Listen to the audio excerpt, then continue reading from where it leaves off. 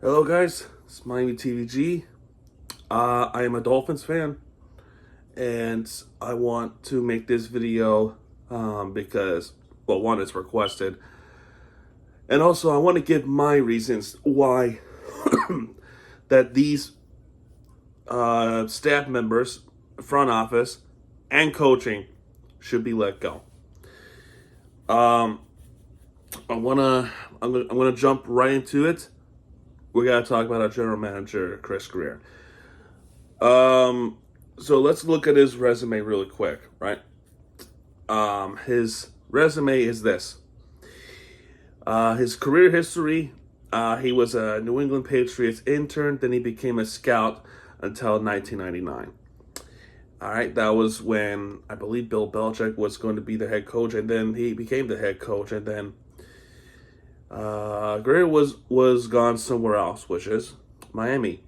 And the same thing, and in the situation here with them with the Patriots, they drafted Brady. Okay, then the rest was history. They were better off. And then they had this two-time dynasty that the Patriots went since Grier went to a different team, which is the Miami Dolphins, of course. I'm not saying as a scout that he was all his faults. I'm saying when he was let go, Brady was drafted and the rest was history. Maybe they were better off. His first year with the Dolphins was in 2000. Okay, 2000 season, the NFL 2000 season, which was the last time the Dolphins have won a playoff game. That was against the Indianapolis Colts, which was Peyton Manning. Remember Peyton Manning? Yeah, I remember Peyton Manning. They beat Peyton Manning. And since then, they lost since that playoff win. They got shut out against the Raiders. And since that playoff win, the Dolphins have made the playoffs 5 times. 2001, 2008, 2016, 2022, and recently 2023. Grier was many things. He became a scout, which was early seasons. Then he became an assistant director of college scouting. Boy, does that sound fun. And then they thought he was a good mentor. Then he became promoted as a director of college scouting. I'm sorry about that. Director of college scouting. It was from 2007 all the way to 2015. You want to know what happened in the year of 2007, that season? That season, the worst Dolphins season ever. Okay? The worst Dolphins season ever. The season was a total failure. Cam Cameron was their head coach. Before that, Nick Saban was their head coach. I would have loved to keep Nick Saban, dude. But he wanted to go to Alabama. And the rest was history. 2007 season, they finished with a season of a record of 1-15. His first year as a director. Not an assistant director, a director of college scouting. The only time they have won was against the Baltimore Ravens. Remember that overtime play? That was the only win of that season, and we have not won since. Then the 2008 season, okay. The only time they have rebounded from a really bad season was 2008. They actually won a division. Their last time the Dolphins have won a division, almost 20 years. We're about to approach that in a couple of years, but we made the playoffs. Chad Pennington was an amazing quarterback. He was actually pretty solid. 11-5, and we lost to the Baltimore Ravens in the playoffs. No surprise there. Then in 2009 and 2010 ends up being the same record, 7-9. So are we scouting wrong? Are we not having? The coaching, Tony Sparano. He had one good season. Okay, he had one good season with them, And then he was let go in the middle of 2011. Then Todd Bowles became Todd Bowles became an interim coach. It was 2-1. But then they bring in Joe Philbin, this is not Grier I'm talking about. Now I'm talking about Stephen Ross, the owner. Made some decisions that just makes no sense at all. 2011 season, Brandon Marshall was the top QB, right? So we're agreement on that. Then 2012 hits 7-9. Ryan Tannehill is becoming their quarterback. And he had some good seasons, but the problem is we're not making the playoffs. 2013 and 2014, even some winnable games. We're not making playoffs. 2013 hurt. We were one win away of going to the playoffs, and we lost to the Jets of all teams. That's just fantastic. Then the 2015 season. Oh man, 2015 season. Joe Philbin was let go, and they put the responsibility on Dan Campbell. Oh my God! I wish they kept him. Dan Campbell finished the rest of that season 5-7. I hope they would have given him. I was hoping that they could have given him a chance, right? Campbell, intern coach. Maybe he wanted the full responsibility, but okay. 5-7 in his tenure in 2015. The rest of the season was 6-10. He finished better than Philbin would in that season. Then 2016 hit. Grier was hired as general manager. They let go of Dan Campbell, which I thought at the time was a WTF move. They bring in Adam Gase in as their new head coach. And they had one good season. 10-6 with Ryan Tannehill, with the amazing quarterback that he was. He ends up getting hurt in the middle of the season and put the responsibility on Matt Moore. They made the playoffs, but they lost to the Pittsburgh Steelers, which, by the way, they kicked the shit out of the Steelers in that same season. 2017, Ryan Tannehill gets hurt. He was done for the rest of the season, so Jay Cutler was coming in. 6-10, and even then, still, for some reason, the Dolphins were beating the Patriots. Tom Brady's Patriots. Adam Gase is still the head coach. This one hurts more. 2018, we should have made the playoffs. That was the year of the Miami Miracle. Remember that? We started the season 3-0. And we kind of had that semi-collapse. But yeah, there was a Miami Miracle. And then they finished the rest of the season 7-9. 7-9. We were 7-6, I believe. And they lost 3 straight. Losing to Jacksonville of all teams.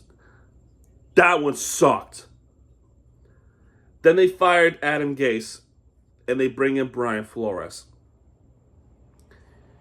Ryan Tannehill was let go, and he became a quarterback of the Tennessee Titans, and he led the Titans to a playoff victory. Making it to the AFC Championship. What the hell?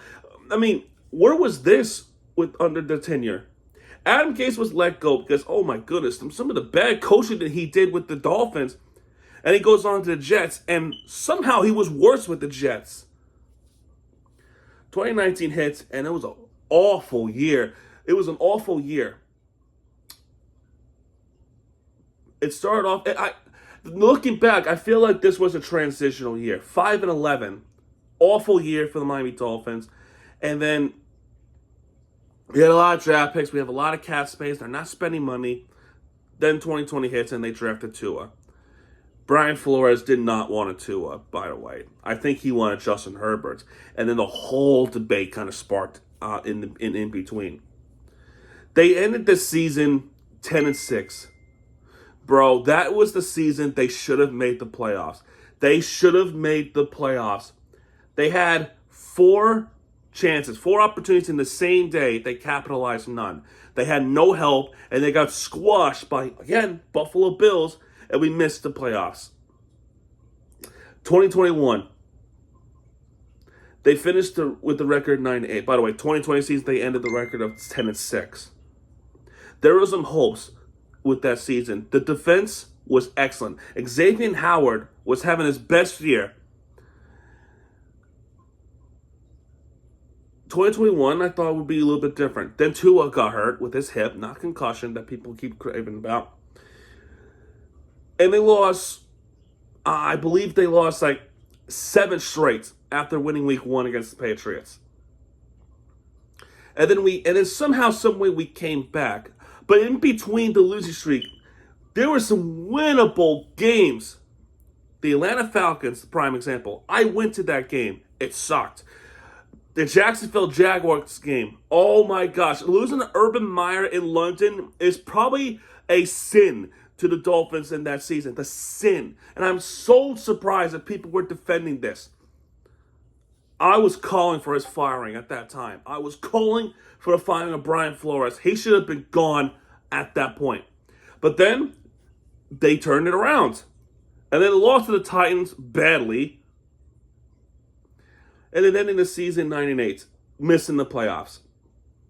He was let go. Then there was a lawsuit that happened.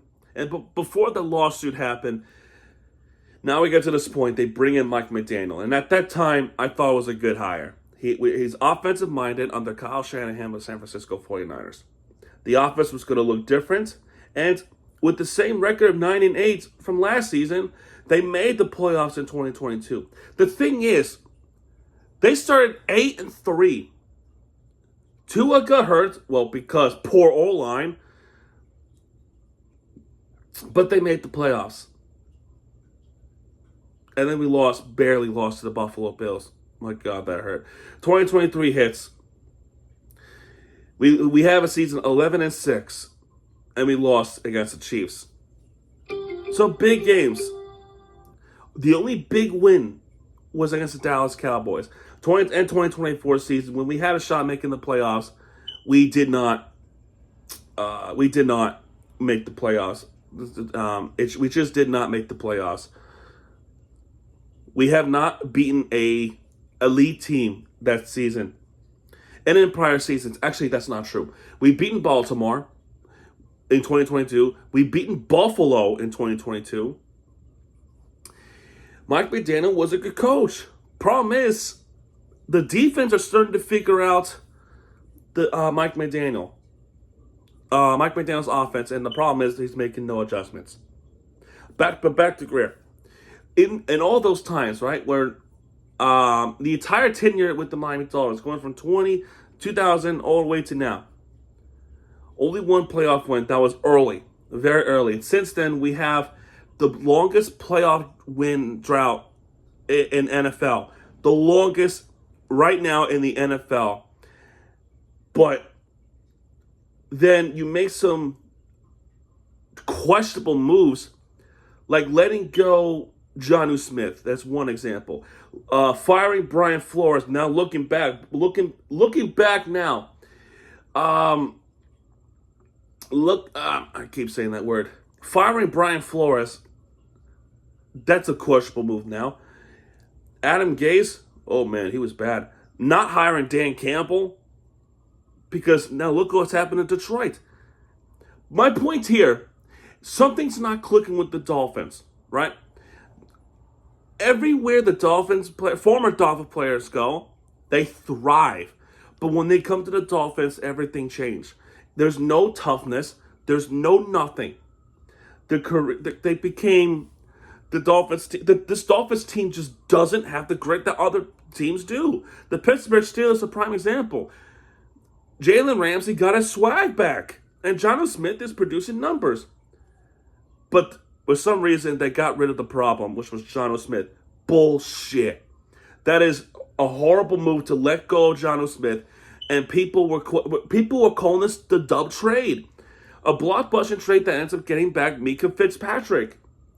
First of all, why was Fitzpatrick let go to begin with? He was with the 2018 season, and he was vanished all the way to Pittsburgh for multiple years. And he came back, sure.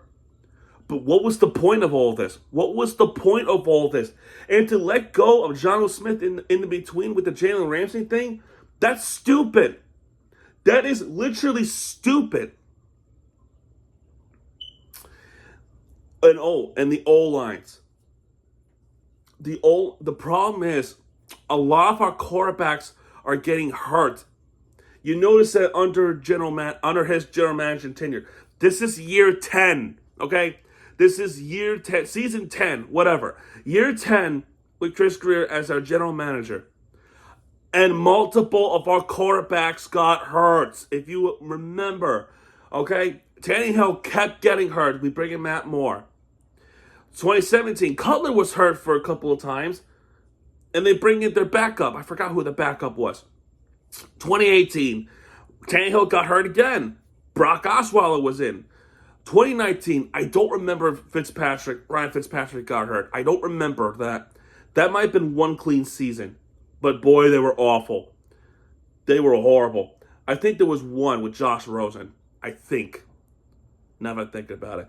2020, of course. You had that COVID year. Fitzpatrick playing some good football, got sick. Although that's not an O-line problem.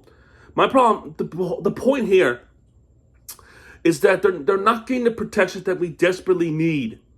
Whether it's Tannehill, Brock Osweiler, Ryan Fitzpatrick, Tua especially, and then the recent quarterbacks like Teddy Bridgewater, Jacoby Brissett. I mean, Jacoby Brissett didn't get hurt. Okay, all right, let's scratch that.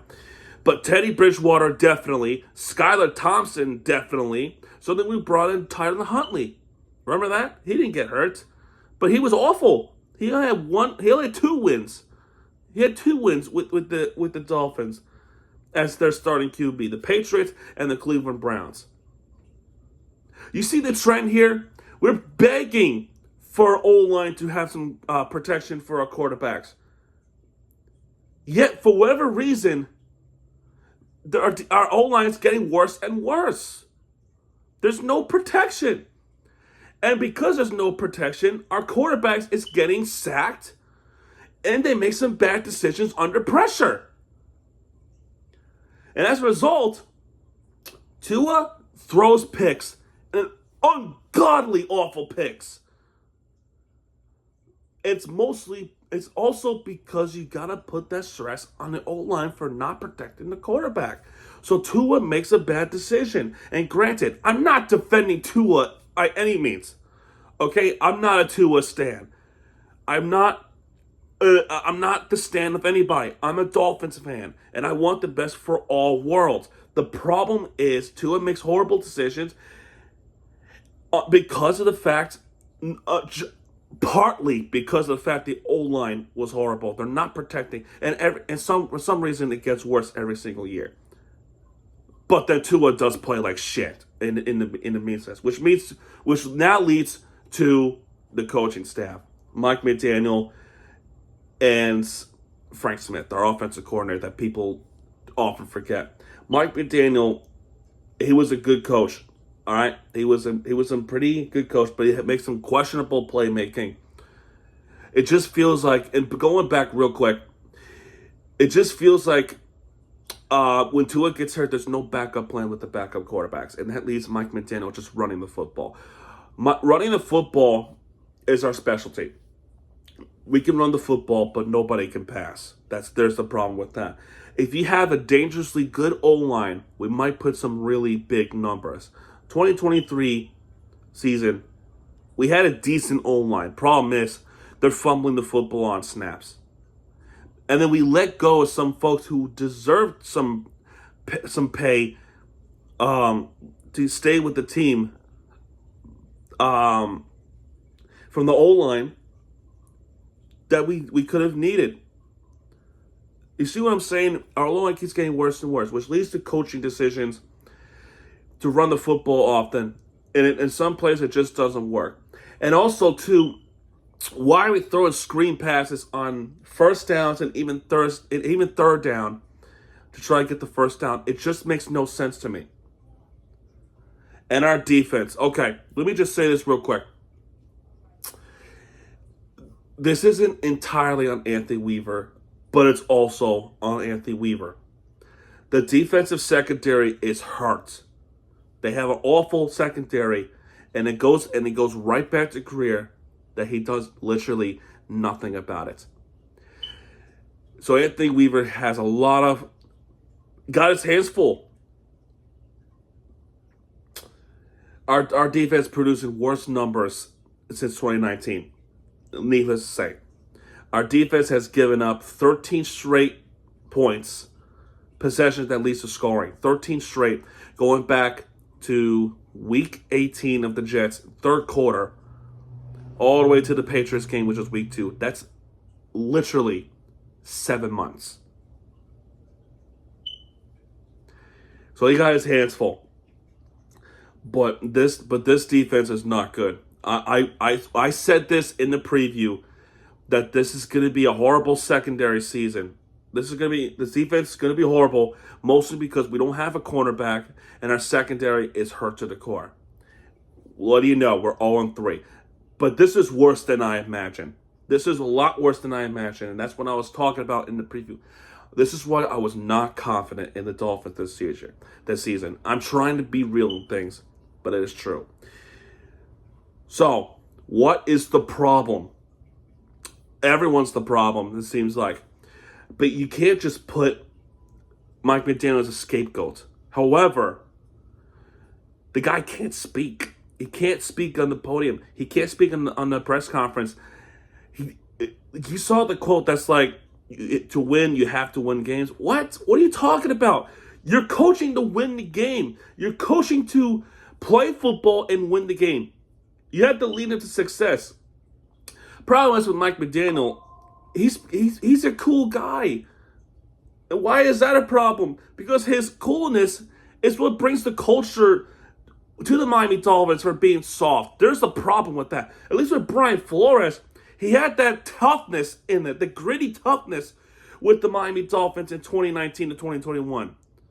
He had that mean look. Mike McDaniel could not even throw a temper tantrum to the refs or to his teammates. There's no accountability, and that's the problem.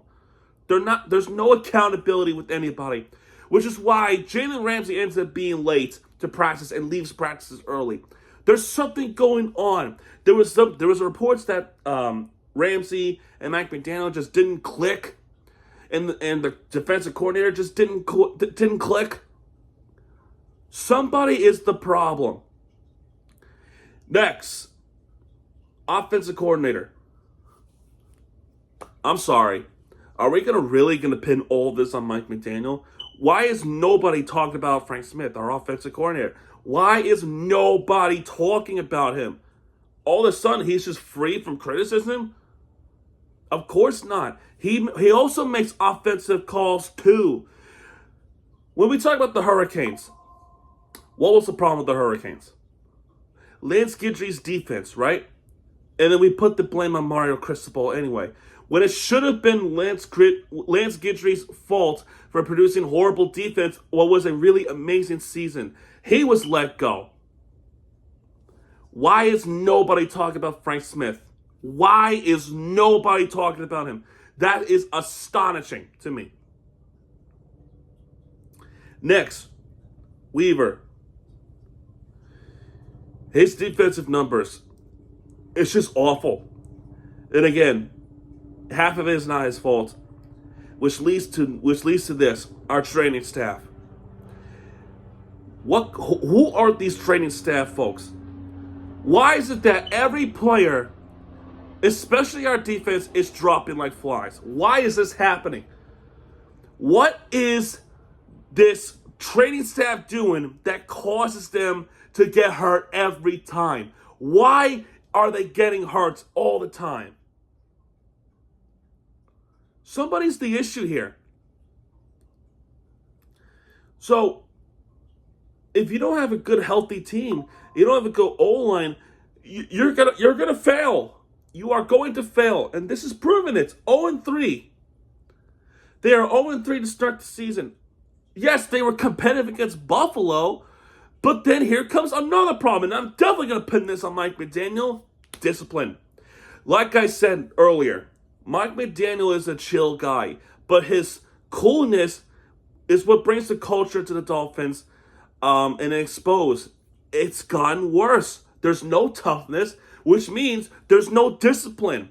And if you don't have discipline, then you're not going to hold people accountable. Mike McDaniel's not holding people accountable. So that means we should hold him accountable for being just too soft to this team. Our team is committing penalties, and penalties are offensive holding. And oh my God, for Christ's sake, Zach Sealer roughing the kicker? I mean, what the hell was that? Why are we not holding people accountable in this? Where's the click? Where's the accountability on Tua, Mike McDaniel? Come on. You gotta have some sort of backbone. And Grier, back to Grier. You let this happen. And then I'll be back to Ross now. You also let this happen. In fact, you're just as bad as everybody else. And I say so respectfully, sir. You have let this happen. You were confident to keep Grier and Mike McDaniel for another season, which is this one, and now look what's happening. You're not addressing the problems that's right in front of your face. And it's just shocking to me that you just don't have a spine to let people go after years and years of no playoffs, no playoff wins, and not having a winning season. Granted, we had some winning seasons, but what good would that do if we're not going to win a playoff game? Dude, this is the problem. It's right in front of you. You're allowing him and yourself to make some bad decisions, letting go of some players that does not need to be let go. Jonnu Smith especially, Ryan Tannehill especially, Brian Flores especially, Dan Campbell especially. You're bringing in guys that are either just as bad or just mentally unprepared for the situation that they're going to be putting up against. You bring in somebody who is just too cool and doesn't have a backbone, which means this team, the entire team is soft. You created this, Ross. You let this guy be in office once more, and now we're having one of the all-time worst seasons. Notice this pattern. Like I said, going back to the Patriots, he was their scout. They were not successful. He leaves to go to the Dolphins, and the Patriots have a couple of dynasties. They were better off without him. He comes in with one playoff win as a scout. Since then, nothing else since. You let him make some horrible decisions. He had one good year that made him a general manager of the year. He sucked since. At one point do we say that it's time to go? Our fans, such as myself, are expressing the problems. We're talking about the problems this team has. And your coaches are saying things like, I think you're more worried than we are. Look what happened in 2024. He said this before 2024 season. I think you're more worried about our O-line than we are. 3 of our quarterbacks got hurt. I think 3. Yeah, it was 3. It was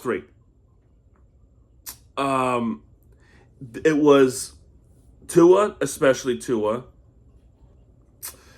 Skylar Thompson, and I forgot the other quarterback's name. I should have known. But you see where I'm going with this? You don't have an O-line. You're failing to protect the quarterbacks. And we're losing games. For fuck's sake, they have to sign Tyler Huntley just to fill in the quarterback role. Even then, he was not that good. And then our defense. The year later, I forgot who it was, but somebody said, Oh, the special teams, right? I think it was our special teams or our secondary. Our secondary's coach says, I think you're more worried about secondary than we are. Look what's happening. And you notice a trend when they say things like, we Dolphins fans, we're more worried about this than they are. You see the trend here? Where have I heard that before? Oh yeah, from our GM who is so incompetent. What are we doing? Seriously, what are we doing? My case here is that he should have been fired a long time ago. And then he was bailed out from a couple of good seasons, and which leads to some neglect on what was the problem. A total neglect on our teams that somehow made our team much worse. If this guy ends up being the GM for the rest of the season, we're failing. But yet, we're going to have a number 1 overall pick, and somehow he's going to stick around? What? It's time. I think it's time. And also, too, losing to the Colts is just, it's pathetic. It's just pathetic how we lost to the Colts like that. And the Patriots just as bad because we had a shot and Tua just does this under pressure a lot. And also, too, with the contracts, he makes some bad contracts. This might be bad. This might be one of the worst ones. I want to go back to what I said a couple years ago, or about to be a couple years ago. It better be worth the money for Tua. As of right now, it's not. I think the money, and also too, now I'm going to pinpoint this on him now. I think the money got into his head, and now he's playing bad football. He just doesn't care. I mean, for God's sake, this guy is laughing on the sideline, smiling, after throwing one of the worst picks I've ever seen in the history of my entire life. The dude doesn't care. Now, granted, off the field, he's a terrific guy. He is a terrific guy, and I'm so happy for him and his family that he is financially set. But you better prove the money is worth it, and that was my point with that breaking news video years ago. It better be worth the money, because if it isn't, then you need to leave after the contract expires or get traded. I don't care. And speaking of being traded, boy, Tyreek Hill wants out. I see in his face he wants out. He going from Kansas City to the Dolphins. Kansas City is winning Super Bowls since he's gone. You got some point feel for him, but also you don't, right? Because now there's some rumors about domestic violence and shit like that. I think he wants to be traded. I really think he wants to be traded. Just like how Jalen Ramsey wanted to be traded. There's no culture with the Dolphins as long as these guys remain with Miami. I'm surprised nobody was fired last season. And that is on you, Ross. Which is why I make the case here. Everything I just said for the past 33 minutes, almost 34 minutes, on why these guys, the following. Grier, obviously. Frank Smith, and yes, I'll even throw in Mike McDaniel. I'm even going to throw in Anthony Weaver at this point. You know what? And the training staff, everybody. Everybody needs to go. I love Mike McDaniel. He's a good guy on and off the field, but we need that grit, and he doesn't have it with us. The defense is figuring the Dolphins out, and there's no adjustments with this team at all with Mike McDaniel and even Frank Smith. Grier especially needs to go now. Like now. Do not give him a season. Do not even extend him. Do not even let him walk to the offense today. He needs to go now. And I'm so pissed off and so frustrated that I have to keep repeating myself. And how do you think the rest of the fan base feel? I mean, for fuck's sake, there was a plane banner that flew over the stadium that said, "Fire Grier, fire McDaniel." Over Hard Rock Stadium. Why do you think people are so pissed off about this? There's clearly some disconnect with the fans in the front office. There's no spine. There's no backbone from the front office. There's none of those things. And if you don't have the backbone to do your job or do your business right, I get it. As one of the owners, as a manager, I should say. But as a manager of the place I work at, I get it. But you gotta put business before friendships. And you're doing the opposite, and that's frustrating. If you don't have the backbone to do it, then leave. Sell the team. Don't even think about coming back tomorrow. If you don't have what it takes, you gotta do what you have to do. So please, I'm really urging, I implore this front office, Stephen Ross specifically, to fire Grier, Smith, Weaver, and McDaniel, all of them. And I'm not gonna exclude them, our training staff. They all need to go.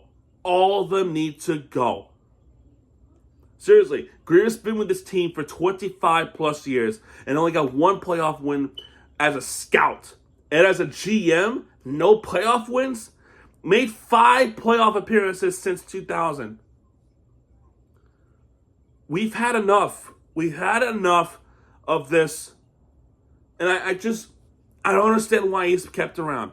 I just don't understand the reason for him to be kept around. Especially last season, when we're supposed to be a very competitive year. We're exposing the problems, which was our O-line was shit. And then he made a shot at us by saying, I think we're more worried about it than they are. And then something along the lines, somewhere in 2025, that he said something like, we'll do these things to get you off our backs. Really? Is that the kind of general manager you want? No, you have to do it because it needs to be addressed. And it's not addressed. And it's bullshit. Our defensive secretary was not addressed. And that's bullshit too. It's truly pathetic. And I can't believe I have to make a video on this. If they lose to the Jets, all of them need to go. Again, all of them need to go. And you know what? They should not wait until the Jet game. Let him go now and see what happens. Go on a rebuild if you have to. I don't care. But we need to restart. We need to refresh our franchise. We got to do it all over again because this is not working. That's why I made the case of everybody should go. But anyway, I'm done talking about this. Leave a comment down below if you agree with me or not. Then we go into the conversation why I think and I stand by what I say, that all of them need to go. Fuck, even bench Tua if you have to. That's it. I'm done talking about this. Everybody have a good rest of the day. If you like this video, hit the like button, subscribe for content, and I'll see you guys in the next video. Everybody have a good day.